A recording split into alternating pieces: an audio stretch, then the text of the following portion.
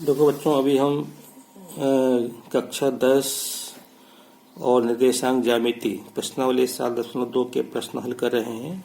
Last video में हमने प्रश्न क्रमांक 5 तक कर लिए थे। अभी प्रश्न क्रमांक 6 हम हल करने जा रहे हैं। क्या है प्रश्न क्रमांक 6? यदि हमको 4 बिंदु दिए हैं, 1, 2, 4 भाई, x 6, 3, 5, और हमको एक समांतर चतुर्भुज दिया है, तो ये जो है ये समांतर चतुर्भुज के शीर्ष के निर्देशांक हैं। तो हमें इसमें आप देख रहे हो यहाँ पे x और ये y, हमको x और y के मान निकालना है। तो सबसे पहले तो हमको ये दिमाग में आना चाहिए कि समांतर चतुर्भुज का चित्र कैसा होता है। तो देखो अपन बात करते हैं। तो मैं यहाँ पे एक समांतर चतुर्भुज बना लेता हूँ। आपको भी चित्र बनाने की आदत होनी चाहिए। मैं इसको नाम देता हूँ A, B, C और D। तब इसमें अपने को निर्देशांक अपने को क्रम से लेने हैं। तो इसमें अपने को निर्देशांक दिए 1, 2, और दूसरे बिंदु के निर्देशांक दिए अपने को 4 भाई, और फिर अगले बिंदु के अपने को निर्देशांक दिए x और 6, फिर अपने को D के निर्देशांक दिए 3 और 5। ठीक है, तो हमको ये x और y के मान निकालने हैं। तो देखो हम क्या करेंगे, हम इसके विकर्ण खींचेंगे AC और ये BD। अब हमें एक बात पहले से मालूम है कि इसके जो विकर्ण है ये समद्विभाजित करते हैं, अर्थात ये जो बिंदु जहाँ पे ये विकर्ण काट रहे हैं ये AC का मध्य बिंदु है और इसी प्रकार BD का मध्य बिंदु है। तो इसके अंदर हमको जो हल करना है वो है मध्य बिंदु के निर्देशांक का जो सूत्र है उसका हमको उपयोग करना है। एक बात और ध्यान रखो, जैसे यहाँ पे हमको AB बराबर 2, 3 दिया है, तो इसका मतलब ये बीच में बराबर है और ये भी किसी बिंदु के निर्देशांक है, ये भी किसी बिंदु के निर्देशांक है, और ये दोनों निर्देशांक बराबर दिए हैं। इसका मतलब A बराबर 2 और ये B बराबर 3, ये इसका मतलब होता है। तो देखो मैं आगे बढ़ता हूँ यहाँ से। तो हम क्या करेंगे, इस बिंदु को हमने P मान लिया। अब देखो ये A और C का ये मध्य बिंदु है, तो हम इसके निर्देशांक निकाल लेंगे। निर्देशांक का सूत्र हमको मालूम है। तो यहाँ पे देखो x बराबर x1 प्लस x2 बटे 2 और y बराबर y1 प्लस y2 बटे 2। यहाँ से तुम्हें AP के मध्य बिंदु के निर्देशांक, ठीक है। तो जब हम AP की बात करेंगे तो इसको हम x1 y1 लेंगे, इसको x2 y2, ठीक है। मतलब x2 का मान 6 और y2 का मान 6। तो यहाँ से हो जाएगा, और इसके निर्देशांक अपन x y लेंगे। P के निर्देशांक निकालना है, मतलब x y का मान निकालना है। तो x बराबर हो जाएगा x1 का मान 1 रखो और प्लस x2 का मान x रखो बटे 2। इसी प्रकार y बराबर y1 का मान 2 रखो और प्लस y2 का मान 6 रखो बटे 2। अब यहाँ से तो इस बिंदु के जो निर्देशांक हमको क्या मिले, ये हमको मिले 1 प्लस x, क्या मिले 1 प्लस x बटे 2 और 2 प्लस 6 बटे 2, मतलब ये x के बराबर, ये इसके बराबर ये, ठीक है। इसको मैंने इस रूप में लिख दिया, ये इसके निर्देशांक है।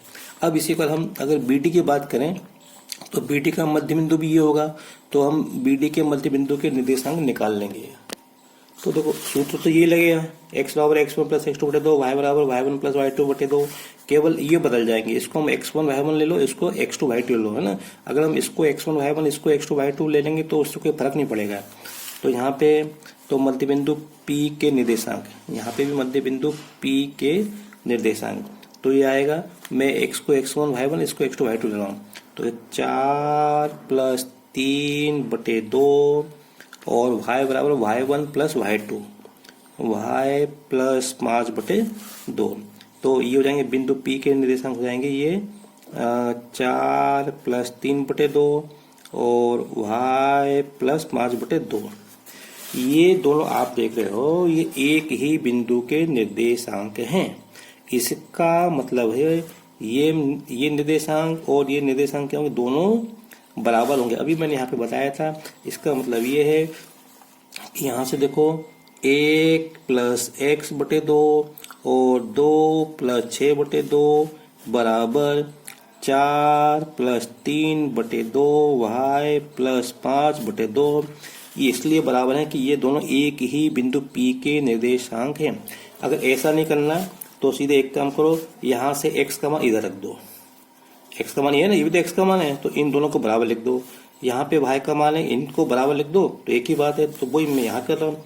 तो ये इसके बराबर होगा और ये इसके बराबर होगा, तो लिख दो 1 प्लस एक्स बटे 2, 4 और 3 7, 7 बटे 2 इसको, ठीक है।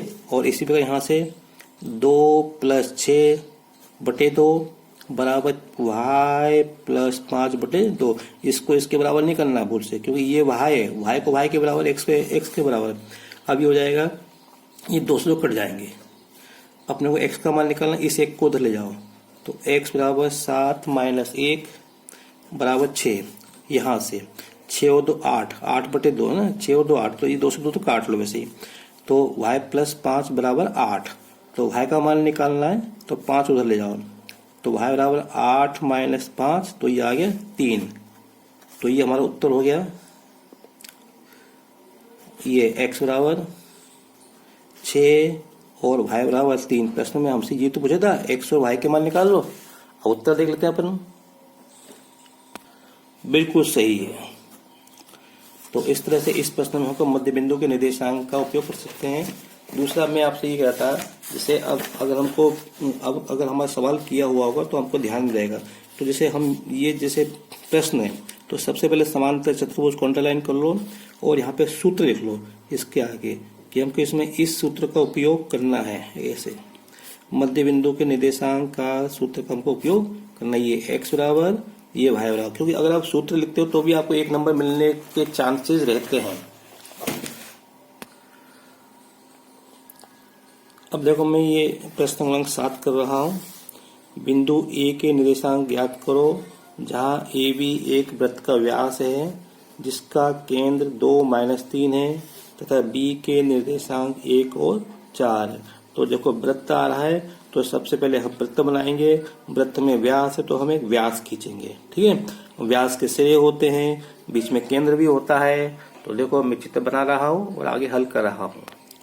मैंने ये वृत्त बना दिया, ये इसका केंद्र ले लिया, इसको मैंने ए बी नाम देता हूँ। मैं ए बी इसमें नाम दिया तो मैंने भी ए बी नाम दे दिया इसको।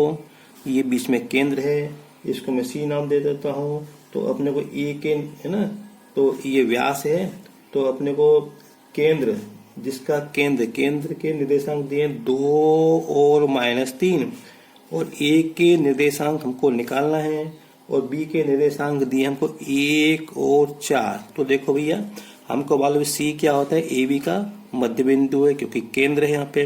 तो इसका मतलब देखो, हमको सूत्र कौन सा लगाना है, मध्य बिंदु के निर्देशांक का सूत्र हमको लगाना है। तो क्या होता है, जैसे ये आपको मालूम है, ये x1, ये x1, ये y1 और ये x2, ये y2, ठीक है। तो इसके मध्य बिंदु के निर्देशांक क्या होते हैं, ये तो होते हैं x1 प्लस x2 बटे 2 और y1 प्लस y2 बटे 2। तो इसका मतलब ये मध्य बिंदु के निर्देशांक ये दिए हैं, तो इसके निर्देशांक क्या लेंगे हम, x1 और y1। तो आपको x1 y1 निकालना है। तो मैं शुरुआत कर रहा हूँ, यहाँ से लिखो x बराबर x1 प्लस x2 बटे 2, y बराबर y1 प्लस y2 बटे 2, ठीक है। तो यहाँ से हमको x1 y1 निकालना है। ये x y है, ये x1 y1, ये x y, ये x2 y2 है। तो मान लिख दो, तो 2 बराबर x1 प्लस 1 बटे 2 और y के स्थान पर ये 3 -3, ये -3 y1 के स्थान पर y1 प्लस y2 के स्थान पर 4 बटे 2। इसको हल कर लो, इसका गुणा इससे करो, 2 दूनी 4, तो x1 प्लस 1 बराबर 4। यहाँ से 2 का गुणा -3 में करो, तो y1 प्लस 4 बराबर -6, y1 प्लस 4 बराबर -6। तो इस एक को उधर ट्रांसफर कर दो, तो x1 बराबर 4 -1, यहाँ से y1 बराबर -6 -4, तो यहाँ से आएगा x1 बराबर 4 में से गया 3 और यहाँ से माइनस के 10। तो ये x1 बराबर 3 और y1 बराबर 10। अब इसको चाहे ऐसे लिख दो चाहे ऐसे लिख दो, 3 माइनस 3 कोमा माइनस 10, ये हमारा उत्तर हो गया। ये बहुत इंपॉर्टेंट प्रश्न है, ये परीक्षा में आता है। तो मेरा आपसे आग्रह है इन प्रश्नों को आप अपनी फेयर कॉपी में जरूर नोट कर लें, है ना। अगर आपको मेरा वीडियो पसंद आया हो तो इसे लाइक करें, शेयर करें और सब्सक्राइब जरूर करें ताकि आपको आगे के वीडियो मिलते रहें। Thank you.